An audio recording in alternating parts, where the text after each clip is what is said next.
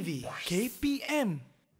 Hai, Assalamualaikum. Salam sejahtera kepada semua yang sedang menyaksikan slot Sukses SPM 2022 bersama saya pengacara anda, Irfan Syahmi. Untuk hari ini sebenarnya kita bawakan satu mata pelajaran yang cukup menarik iaitu grafik komunikasi teknikal. Dan kalau anda melihat sekarang ini di depan Irfan, kita ada beberapa model reka bentuk bangunan yang cukup hebat karyanya. Jadi pastinya juga kita akan bersama dengan seorang guru. Jadi kita saksikan dulu profil guru kita.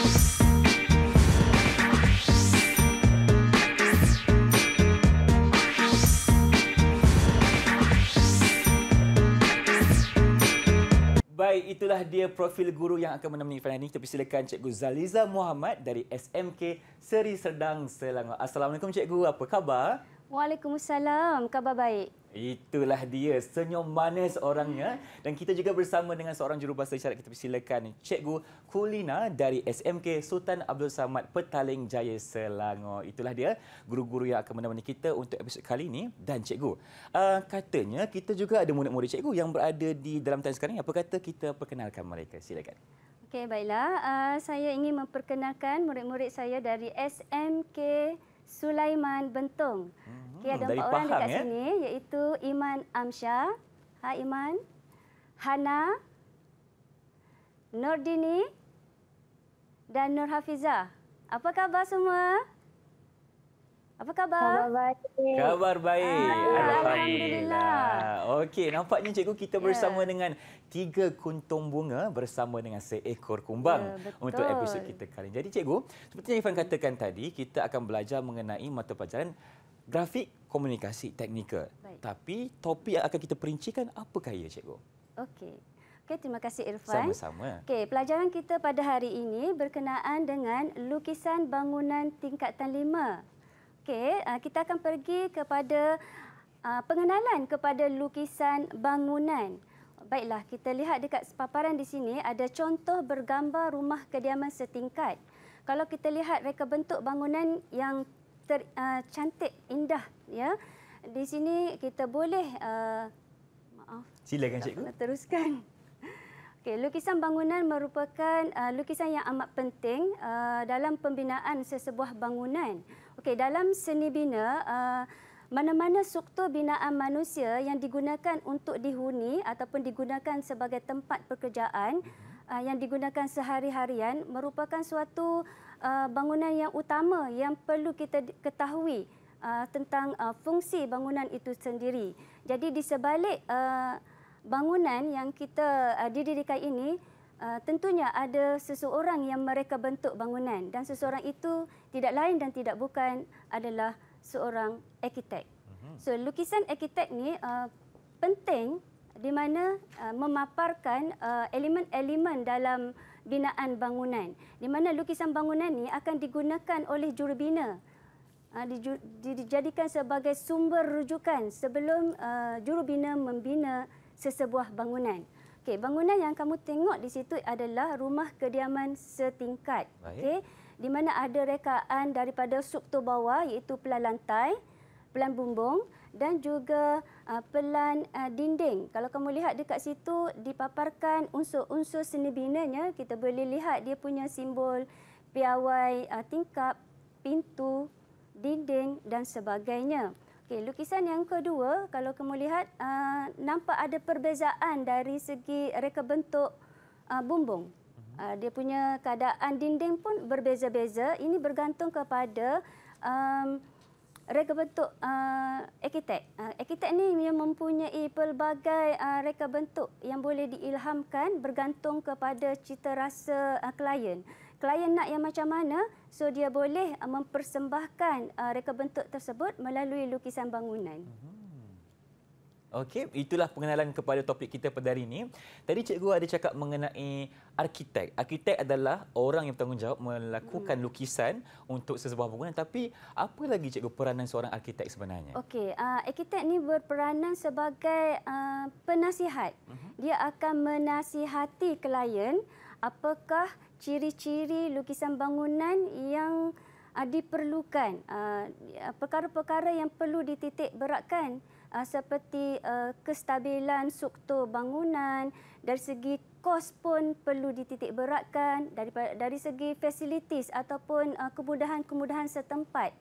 Okey, perlu diambil kira sebelum binaan sesebuah bangunan itu dapat direka bentuk. Baik, dan tadi juga cikgu ada beritahu kepada saya dan murid-murid di rumah di mana arkitek ni dia akan buat apa saja lukisan yang diperlukan oleh seorang klien. Jadi ada tak cikgu ciri-ciri yang patut arkitek itu tahu sebelum melakukan sebuah lukisan? Okey. Arkitek ini dia akan membuat suatu survey. Dia melihat keperluan pelanggan. Dia akan tahu, dia akan ambil survey daripada beberapa orang pelanggan. Apakah reka bentuk yang mereka perlukan berdasarkan kehendak mereka dari segi susun atur ruang, dari segi penggunaan ruang itu sendiri. Dia perlu beritahu kepada klien susun atur ruang-ruang tersebut dan juga fungsi setiap ruang, dan apakah dia punya rekaan bentuk yang macam manakah yang dia hendak. Dia akan beritahu kepada klien yang mana yang dia sukai. Kemudian arkitek ini akan mereka bentuk bagi pihak klien lah. Dia akan buat desain, beberapa desain, kemudian dia akan present ataupun dipersembahkan kepada klien, dan klien akan memilih yang manakah desain yang terbaik untuk dijadikan sebagai rumah kediaman bagi dia. Jadi hasrat ataupun cita rasa tu dapat dilahirkan melalui lukisan bangunan lah.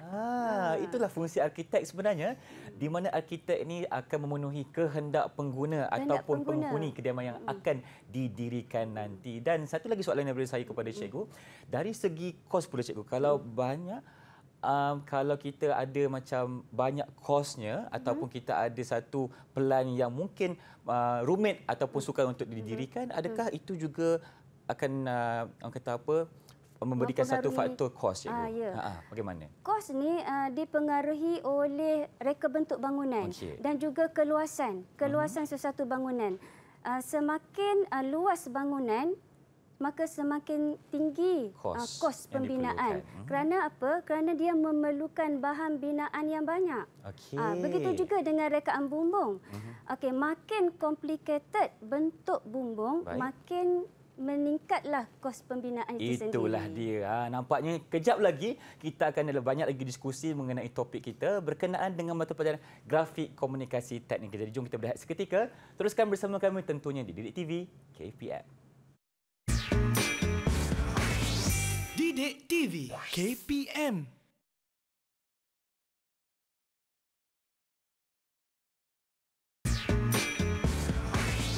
Didik TV KPM.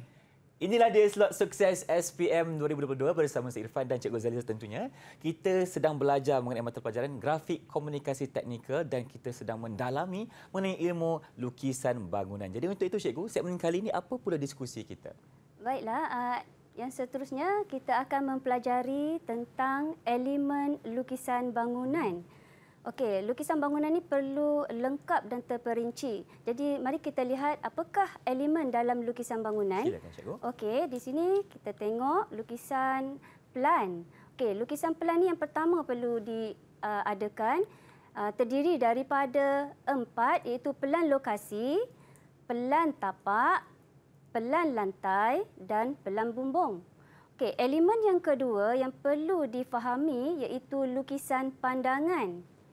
Okey, lukisan seterusnya adalah lukisan keratan dan yang terakhir ialah lukisan terperinci. Baik, kita lihat satu demi satu apakah itu dinamakan lukisan pelan. Baik, kita tengok. Okey, first, lukisan pelan ni ialah lukisan yang dilukis dari pandangan atas. Daripada pandangan atas, kita berada di bahagian atas, kemudian kita lihat di bahagian bawah. So, kelihatan suatu pelan. Okey, pelan yang pertama yang perlu kita terokai ialah pelan lokasi. Okey, pelan lokasi ni adalah pelan petunjuk bagi projek yang hendak dibina, iaitu kedudukan tapak cadangan pembinaan. Biasanya pelan ni kalau kita lihat daripada atas, dia jauh sangat dan dia sangat kecil. Okey, untuk membezakan antara lokasi-lokasi yang ditunjukkan ini, ia punya pelan lokasi ni dia akan diloretkan dengan warna yang berbeza. So tapak cadangan ni kita boleh lihat dari petunjuk yang diberikan. Dia akan tuliskan tapak cadangan. Okey, dekat tapak cadangan ni kita boleh lihat dia punya kawasan persekitaran. Kawasan persekitaran yang ada dekat situ ialah lot-lot tanah yang berdekatan, sempadan tanah, jalan besar dan juga kemudahan-kemudahan yang berdekatan seperti masjid, kedai runcit, pejabat polis atau kompleks tenis. Atau kalau ada dekat situ, ada juga ditunjukkan saliran-saliran air seperti sungai, dia punya aras tanah. Contohnya kalau kawasan itu berbukit, dia akan tunjukkan topografi ketinggian Bukit Bukau. Ya? Baiklah, yang kedua, di sini kita nak beritahu ya, dia punya info penting. Pelan lokasi dan pelan tapak ni perlu dilukis mengikut arah utara. Okey, ini adalah panduan khas. Baik, kita tengok pelan yang selanjutnya ialah pelan tapak.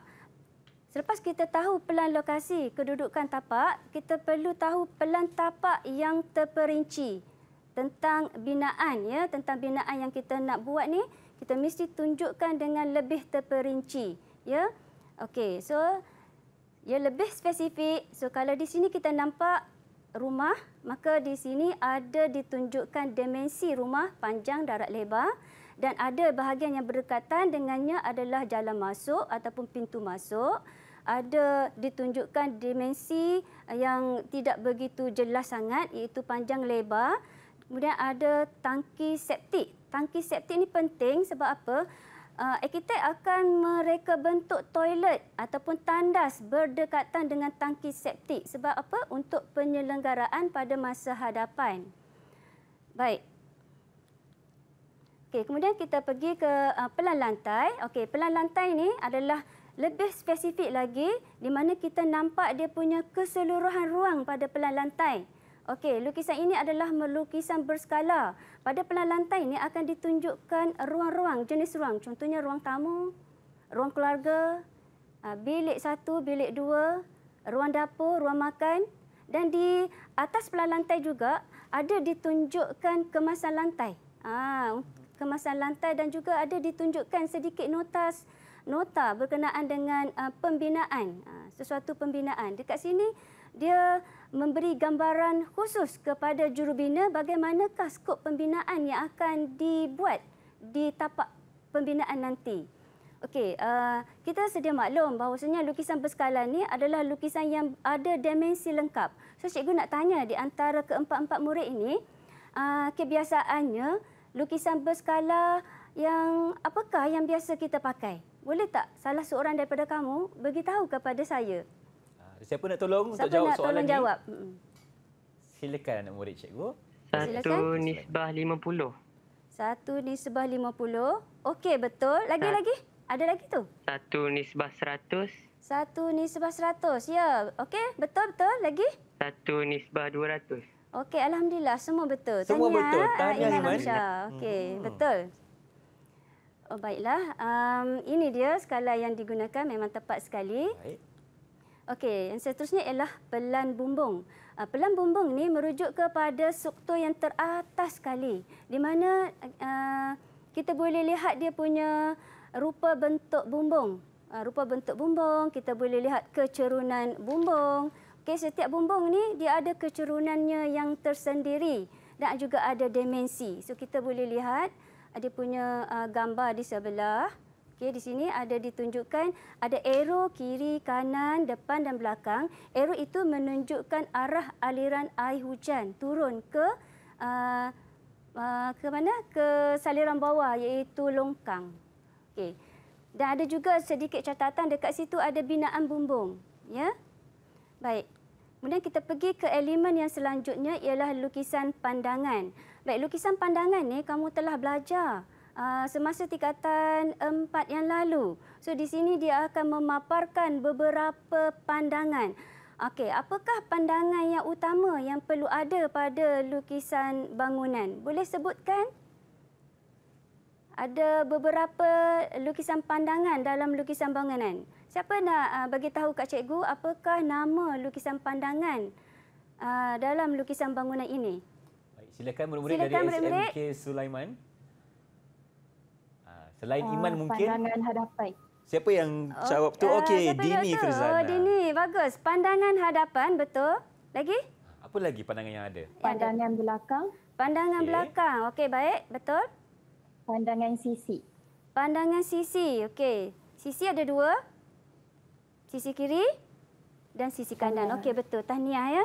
Okey, sebenarnya lukisan pandangan ni menunjukkan gambaran di sebelah luar keseluruhan bangunan. Dekat situ ada ditunjukkan binaan-binaan utama yang kita boleh lihat ialah macam dinding, ada reka bentuk tingkap, pintu, bumbung yang jelas. Okey, yang jelas. Dan cikgu nak tanya lagi, untuk melukis lukisan pandangan ni, pandangan hadapan, pandangan sisi, apakah konsep unjuran yang biasa digunakan? Berikan nama konsep unjuran tersebut. Konsep unjuran. Baik, silakan murid-murid. Siapa nak try? Antara 4 orang yang bertuah hari Antara ni. 4 orang ni, apakah konsep unjuran untuk melukis ataupun untuk menghasilkan pandangan hadapan, pandangan sisi ataupun pandangan belakang? Ada siapa yang tahu? Unjuran ortografi. Ya, betul. Tahniah, memang betul. Itulah jawapan dia, iaitu unjuran ortografi. Okey.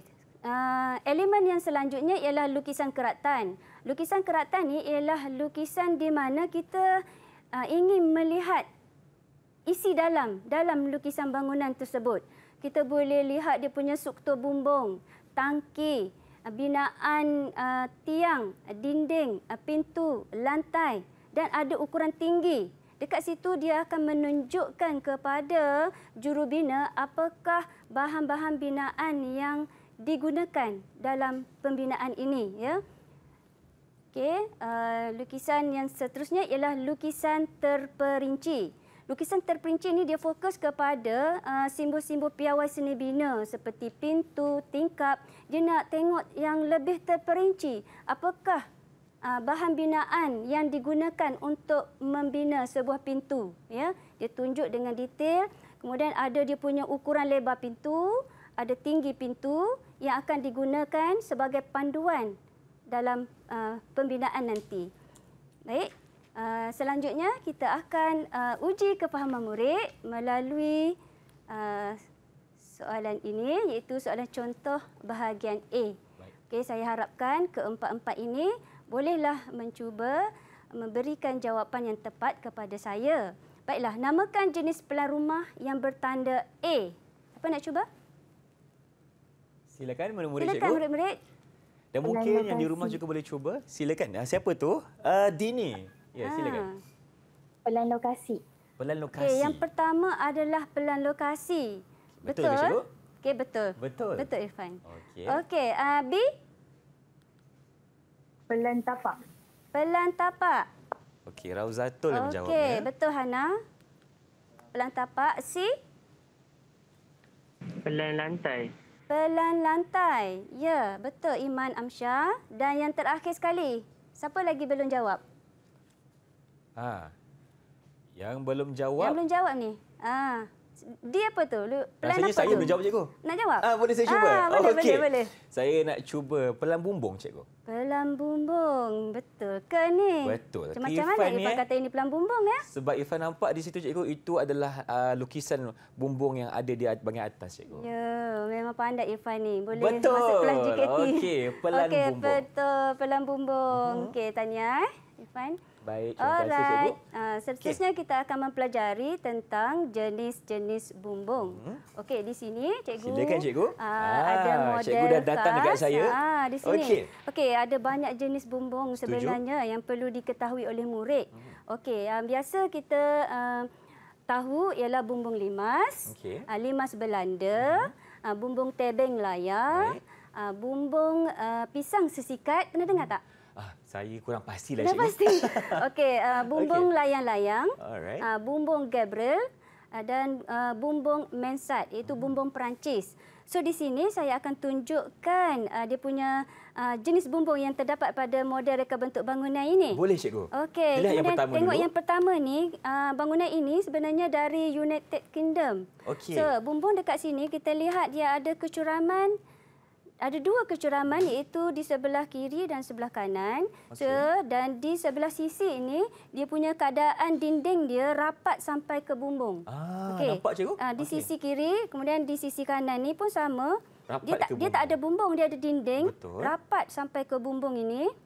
So, ini kita panggil bumbung tebeng layar.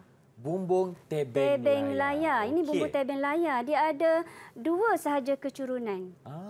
Dua sahaja Macam bentuk kecurunan. segitiga tu, cikgu. Macam bentuk segitiga. Macam bentuk segitiga. Tapi bukan bentuk segitiga ni. Ini bentuk Betul V. lah. Bentuk V. Bentuk V ni. Ya, saya. Ini bentuk V ni. Okey. Baik. Dekat sini kita boleh lihat juga dia punya bumbung ni. Bumbung ni ialah bumbung Gabriel. Biasanya bumbung Gabriel ni dia semi bulatan. Tapi di sini dilukis suku bulatan. Suku Boleh bulatan. juga dijadikan sebagai awning untuk tingkap. Okey, faham. Okey, kemudian kita Okey, tengok itu dari bumbung. UK. Yang Ini seterusnya dari daripada mana pula, UK ni. cikgu? Okey, kemudian yang kedua kita tengok ni bumbung dia. Okey. Ini daripada Turki. Ini Turki. adalah bumbung limas. Sebab apa ni dinamakan bumbung limas? Sebab dia punya sisi dia bentuk macam segitiga. Dia ada kecuraman di sebelah sisi, Okey. di sebelah hadapan dan belakang. Okey, ini dinamakan bumbung Limas. Dan dinding dia tidak rapat sampai ke atas. Tak sama macam UK tak tadi? Tak sama. Ni sampai ke atap kan? Okey. Ini hanya sampai ke bahagian Tingkap. bukan tingkap, dia atas beam namanya, rasuk. Beam. Rasuk. Atas itu saja. Itu perbezaan. Okey. Dan ini adalah bumbung dom, bentuk bulat. Sebab Turki ni kan negara Islam kan, dia buat bumbung bentuk dom kat sini. Dia ada rekaan-rekaan yang menarik sekali. Okey, kemudian Baik. kita tengok yang seterusnya, ini dia. Okey, saya rasa semua orang pernah lihat bumbung ini. Saya Dia rasa daripada Indonesia. Indonesia. Daripada Indonesia. So, ini bumbung apakah namanya? Siapa tahu ni? Bukan ke tu Minangkabau, cikgu? Minangkabau. Ya, betul. Okey, ini ialah bumbung Minangkabau. Bumbung Minangkabau yang ni bentuk dia tidak boleh diubah suai. Ini Betul. adalah original daripada Indonesia. Dan kita ada bumbung ini di Negeri Sembilan. Negeri Sembilan, betul. Kita kalau pergi Negeri Sembilan, kita akan nampak Kita rumah-rumah nampak ada yang bumbung-bumbung yang macam ni. begini. Okey. Okey. Kemudian yang Kita ada apa lagi, cikgu? Okey, ini dia. Silakan, ini. cikgu. Ini dari mana ni? Ini ialah rumah kimchi Korea. Annyeonghaseyo. Okey. Bumbung ni Okey. istimewa. Ini ialah bumbung kombinasi. Kombinasi antara bumbung tebeng layar dan bumbung limas. So terbentuknya limas Belanda. Maksudnya separuh limas, separuh tebeng layar. Dan dia punya kecurunan ni semua arah ada. Depan, belakang, sisi kiri, sisi kanan, semuanya ada kecurunan. Okey. Dan yang itu rumah kimchi dari ini Korea. Kimchi dari Korea. Yang ini ni, rumah dari mana pula, cikgu? Okey, ini Silakan. dari mana ni? Ini adalah dari Jerman. Jerman dia sama dengan negara ni UK tadi. UK. Ni. Dia ada kecurunan depan dan belakang. Okey. Manakala sisi kiri dan sisi kanan dia adalah dinding rapat ke bumbung. Ini adalah bumbung tebeng layar. Tebeng Okey. layar. So, Okey. untuk Malaysia saya tak sebut kan? Betul, cikgu. Okey. Masih belum cikgu sebut lagi. Saya belum sebut. Malaysia ni nak pakai bumbung apa? Baiklah, Malaysia ni dia ada dua kumpulan bumbung. Okey, pembinaan bumbung yang pertama ialah bumbung rata. Bumbung rata ni dia punya darjah ketinggian dia adalah kurang daripada 10 darjah. Baik. Manakala pembinaan yang kedua ialah bumbung curam, iaitu melebihi daripada 10 darjah. Jadi saya nak tanya murid-murid yang ada di dalam sini, yang manakah kumpulan bumbung yang paling sesuai digunakan di Malaysia? Adakah bumbung rata ataupun bumbung bercuram? Okey, silakan murid-murid cikgu. Silakan. Siapa nak cuba? Yang mana satu lebih sesuai kita bumbung gunakan di curam. Malaysia? Bumbung curam kata Dini Okey, Firzana. betul tu. Bumbung curam. Tapi kenapa cikgu ya? Kenapa Ya. kena ada bumbung yang curam? Tu. Saya nak tanya murid Nak saya tanya juga murid. boleh? Ifat, tahu jawapan ini macam mana? Okey, berikan Silakan. justifikasi anda. Kenapa anda memilih curam yang paling sesuai di Malaysia? Kenapa curam? Sebabkan Malaysia ni ada iklim panas dan lembap sepanjang tahun. So maksudnya bila guna bumbung curam ni lagi senang air hujan untuk mengalir ke longkang lah. Begitu. Memang itu jawapan dia, Irfan. Tepat sekali, yang cikgu, tepat sekali. Itu memang jawapan yang saya kehendaki. Okey. Kecuraman itu bertujuan untuk pengaliran air Air hujan hujan. yang deras. Sebab kita tahu Malaysia ni kan kerap hujan. Okey. Itulah dia antara orang kata apa bumbung-bumbung yang terdapat di dunia termasuk di negara kita, negara Malaysia. Mungkin cikgu boleh teruskan dengan kita punya explanation mengenai jenis-jenis bumbung. Silakan cikgu. Okey, jenis-jenis bumbung yang seterusnya kita boleh lihat di sini. Okey, yang pertama kita lihat Raja bergambar. So cikgu nak tanya murid-murid sekalian, setelah cikgu memberi penerangan setiap jenis bumbung yang terdapat di atas meja tadi, apakah nama spesifik bumbung yang ada di dalam gambar ini? Okay, siapa nak cuba? Jenis bumbung apa tu? Seperti yang apa kita diskusikan tadi. Okey. Daripada pelajaran yang lalu, mungkin kamu dah boleh kenal pasti jenis bumbung ini ya. Tengok gambar betul-betul. Perhatikan betul-betul. Perhatikan betul-betul apakah nama jenis bumbung ini. Siapa nak cuba? Okey, siapa nak cuba tu? Hafiza. Bumbung tebing layar. Bumbung Tebing tebing layar. layar. Bagus. Tepat. Betul, Baik, Irfan. Alhamdulillah. Alhamdulillah. Okey.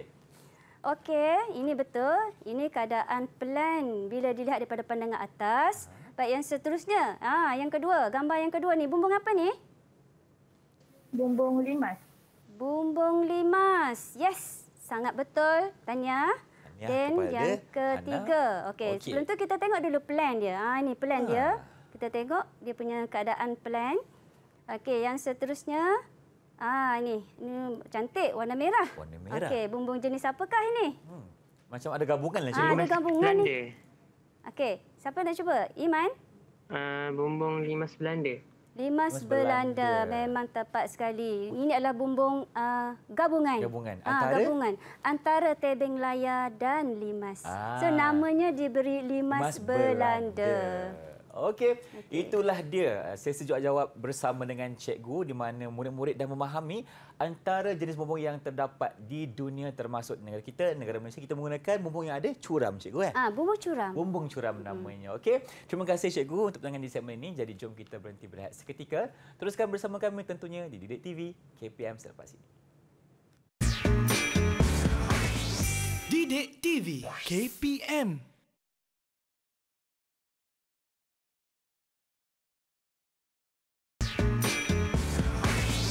Didik TV KPM.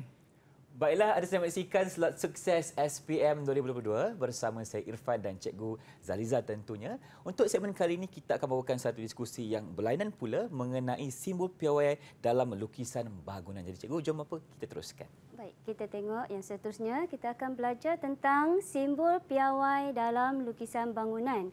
Okey, banyak simbol piawai dalam lukisan bangunan ni. Okey, bermula daripada dinding, bumbung, tingkap, pintu, lantai dan sebagainya.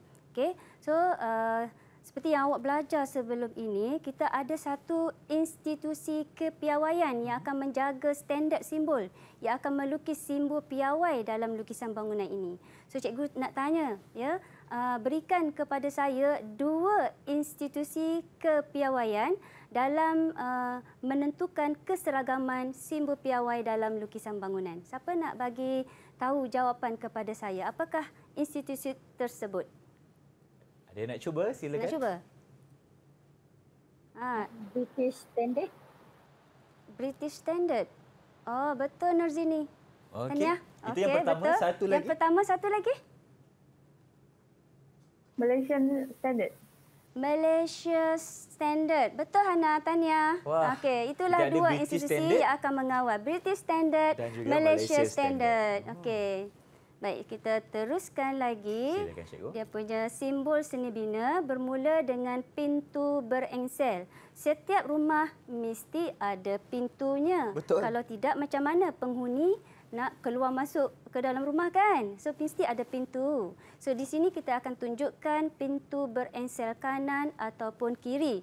So, kita lihat pada lukisan pelan, nampak ukuran 900 mm diambil daripada tepi ke tepi, daripada hujung ke hujung, dan di sana ditunjukkan dia punya ketebalan bingkai ataupun rangka pintu iaitu 100 mm.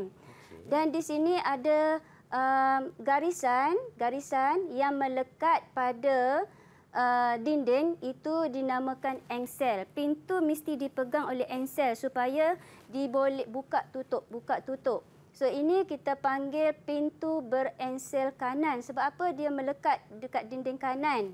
Okey. Kita tengok yang seterusnya. Ini adalah pintu, nampak garisan di sebelah kiri. Ini garisan sebelah kiri. So namanya ialah pintu berengsel kiri.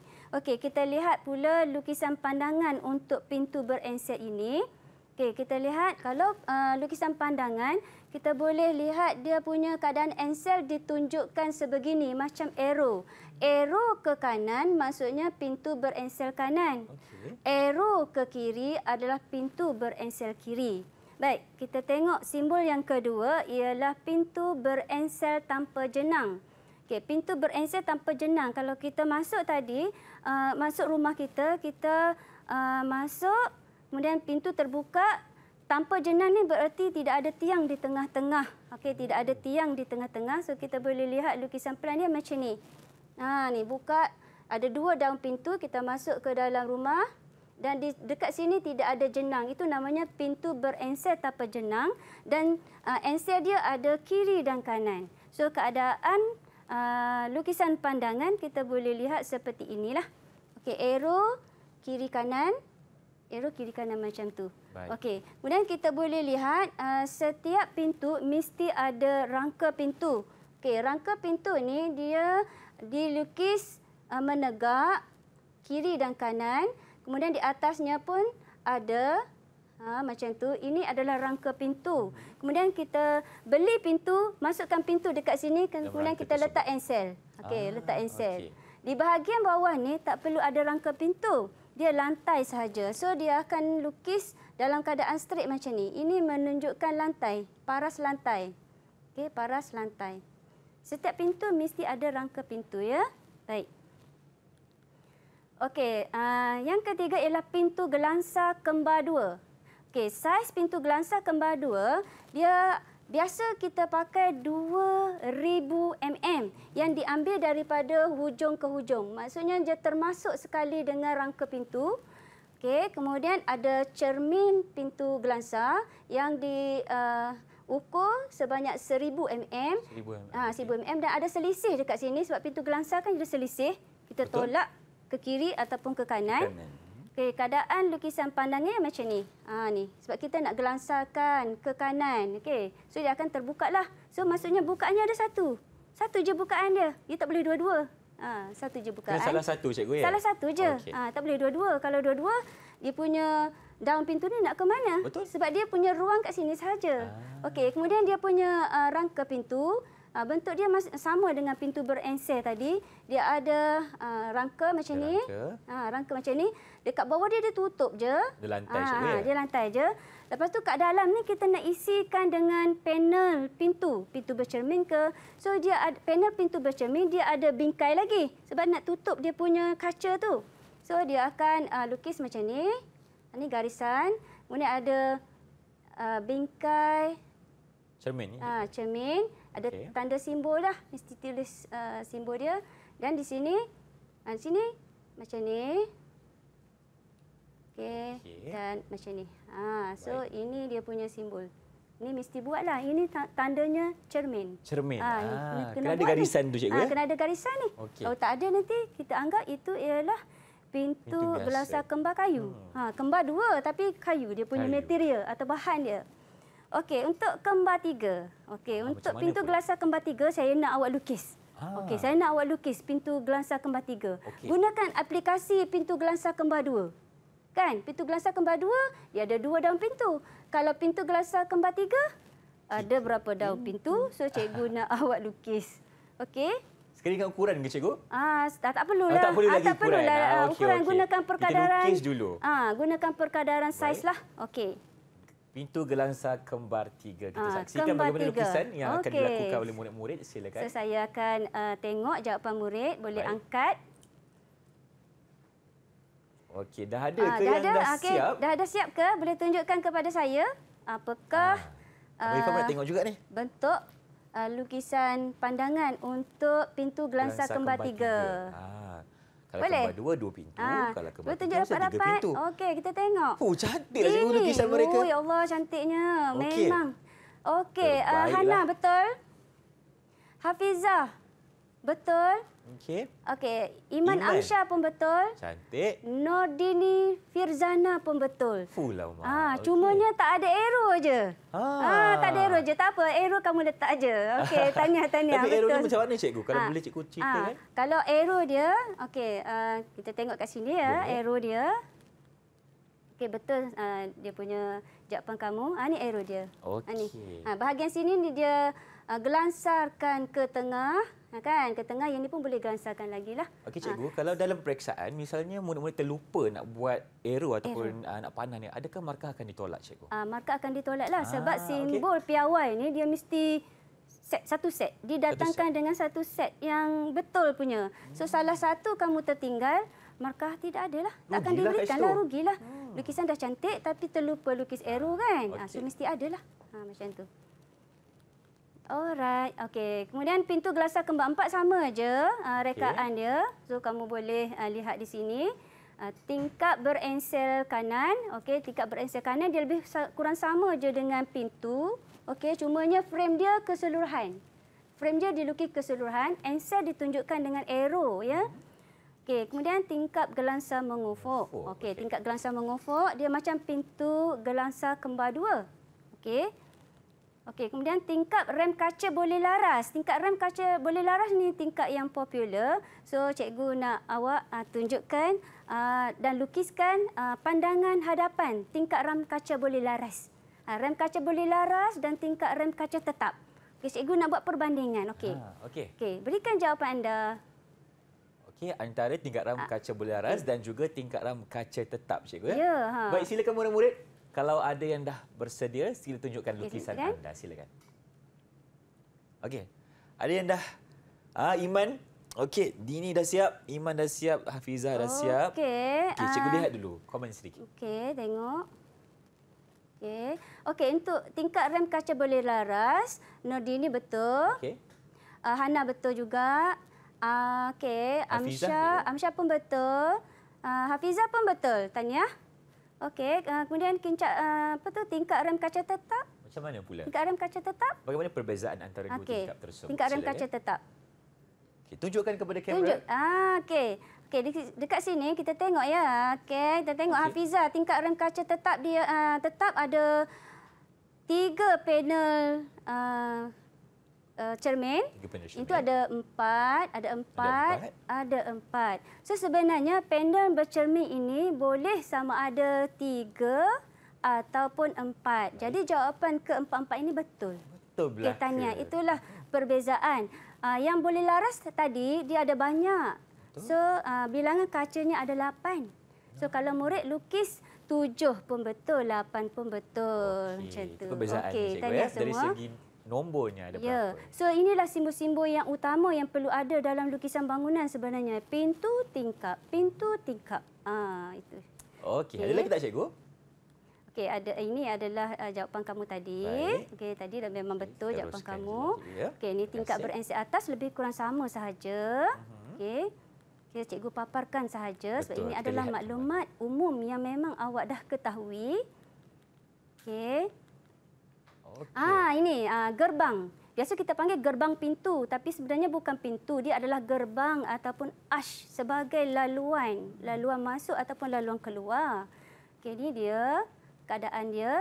Kemudian dinding batu bata, ini dilukis daripada plan, dia ada 2 garisan selari. Dia ada jarak di antara satu sama lain. Ni, kemudian kita tengok lukisan pandangan, dia punya susunan batu bata. Kita boleh lihat, oh itu batu bata. Kemudian kaca yang macam saya tunjuk tadi, simbol dia macam tu. Okey, dan kita lihat jubin. Jubin ni ialah kemasan lantai, dilukis bentuk macam tu. Garis-garis macam grid. Macam grid, betul? Macam grid. Itu adalah jubin. Dan yang terakhir kita boleh lihat konkrit. Konkrit ialah binaan yang utama. Campuran simen, pasir dan batu kerikil. Dan di dekat sini dia ada simbol-simbol lah. Ada simbol segi 3, ada bulat, ada kecil-kecil. Itu adalah campuran simen, pasir dan batu kerikil. Ini dinamakan konkrit. Okey, cikgu. Rasanya ada soalan kepada murid-murid kita, betul? Ya. Apa kata kita ajukan soalan tersebut kepada mereka? Okey, so sekarang ni cikgu ingin menanyakan kamu tentang simbol piawai yang bertanda. Okey, cikgu nak tanya kamu simbol piawai bertanda. Di antara ni saya nak pilih A ya. Okey, A. Apa nama simbol piawai untuk A? Okey, mungkin seorang murid boleh cuba untuk jawab. Untuk jawab A? Apa jawapan dia? Silakan. Murid-murid cikgu dari SMK Sulaiman. Ya. Saya cuba Okey. tingkap Ya. ram kaca boleh laras. Ram kaca boleh laras. A. Anda Kita tengok pasti? jawapan. Okey, salah. Salah tu. Okey, kita cuba dengan B pula. Okey, disebabkan awak salah, kita cuba dengan B. Okey, B. B apa nama B ni? Simbol B ni. Pintu gelangsa kembar 3. Pintu gelangsa kembar 3. Ya, senang boleh baca. 1, 2, 3. Pintu gelangsa kembar 3. Betul. Okey. Itulah dia.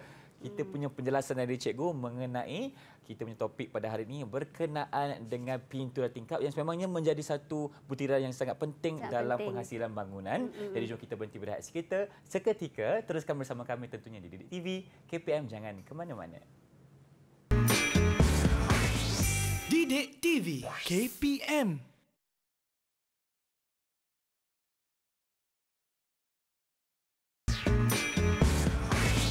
Didik TV KPM. Bersama kami di Sukses SPM 2022 di mana kita sedang belajar mengenai grafik komunikasi teknikal, dan untuk segmen kali ini kita akan bawakan subtopik seterusnya berkenaan dengan aplikasi lukisan bangunan. Jadi cikgu, jom kita teruskan.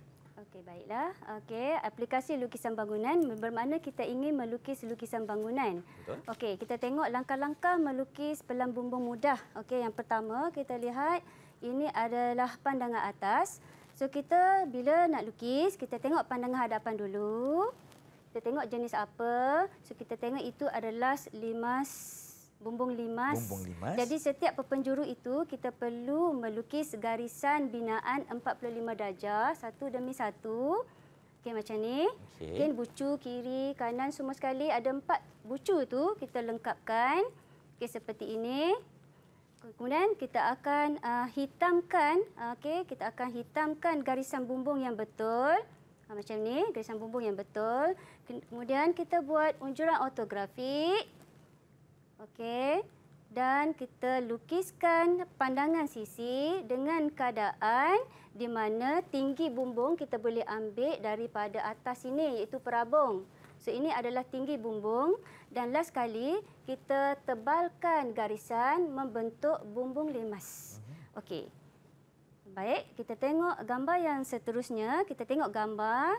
Ini adalah bumbung limas Belanda.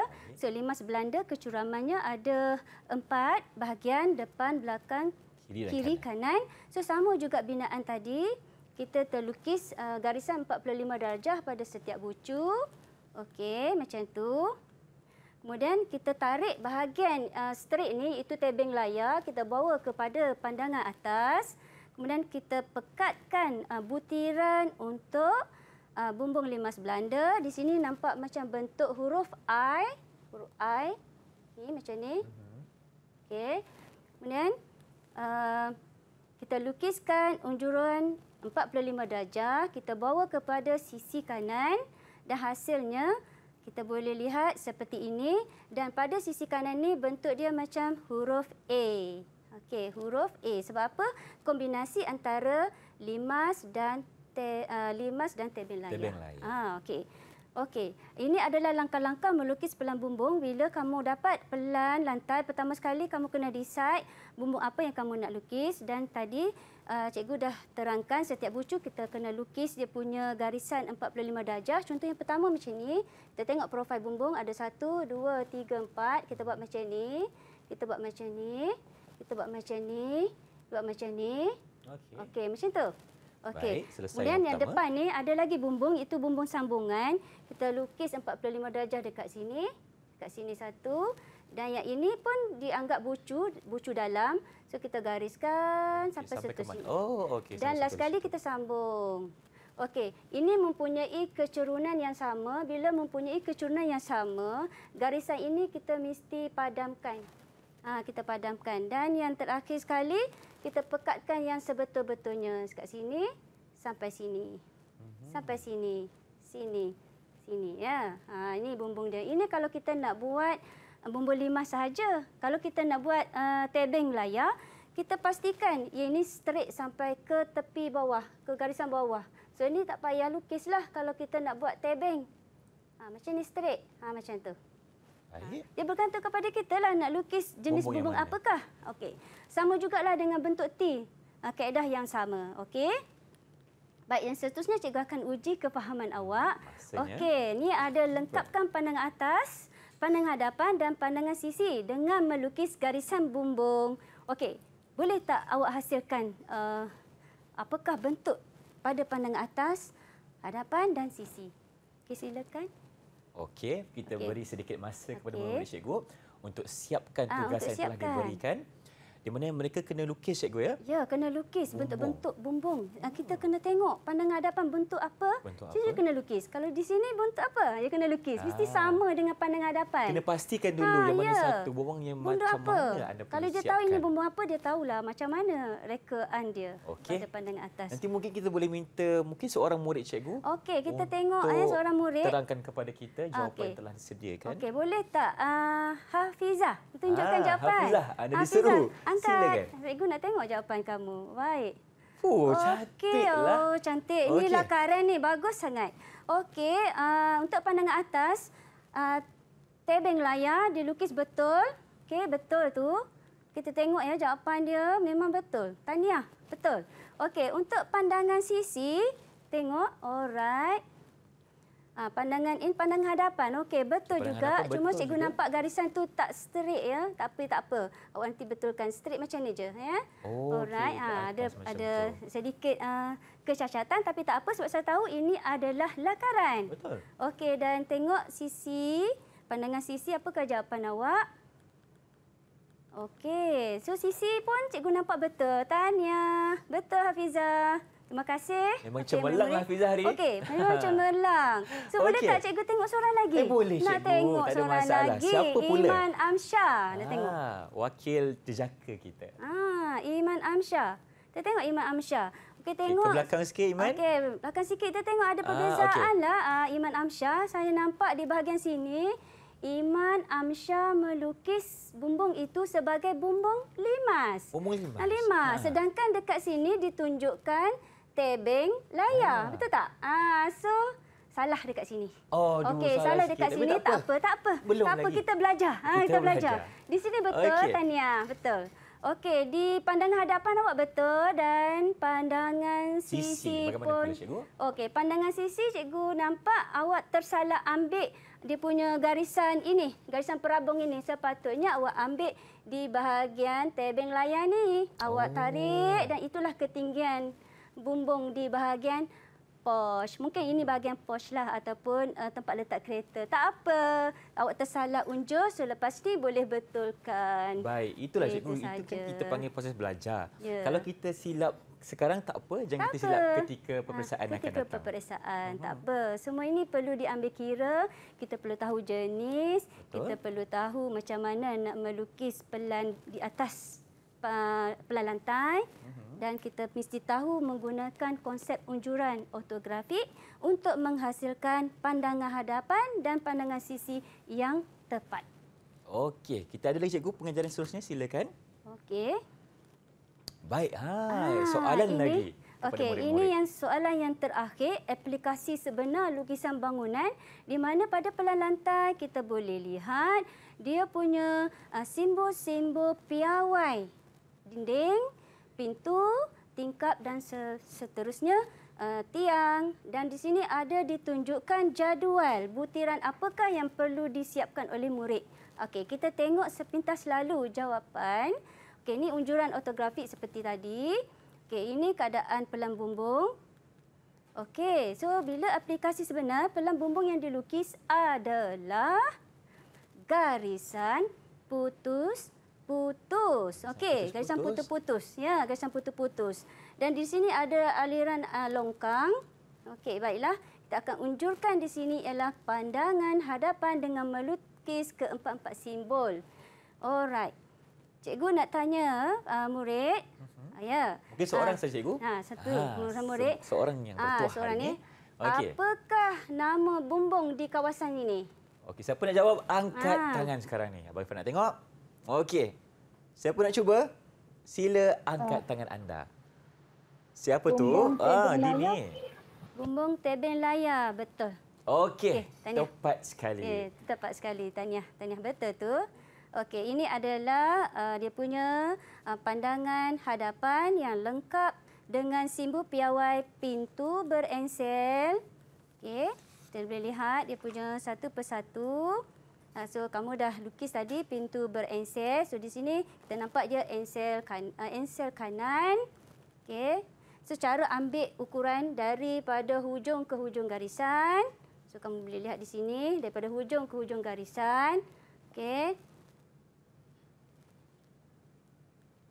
Okey, Cikgu. Okey.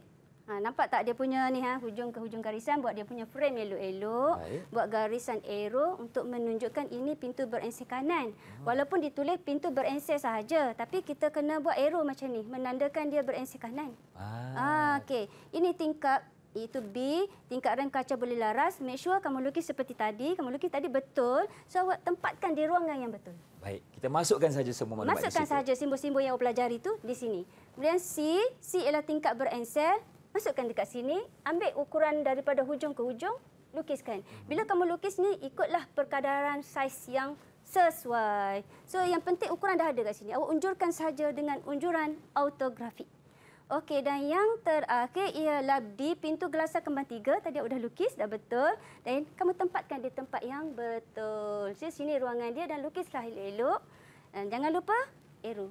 Jangan lupa arrow. Arrow lukis jangan betul-betul, lupa. kita dapat markah penuh. InsyaAllah. Terima kasih, Cikgu. Untuk perangan di slot kita pada hari ini, Sukses SPM 2022, kita belajar cara untuk melukis bangunan. Kita harapkan ilmu telah curahkan dapat memberi manfaat kepada semua yang menonton. InsyaAllah, kadang kita jumpa lagi. Yang itu, Assalamualaikum. Salam sejahtera. Saya Irfan Syahmi, DD TV, KPM.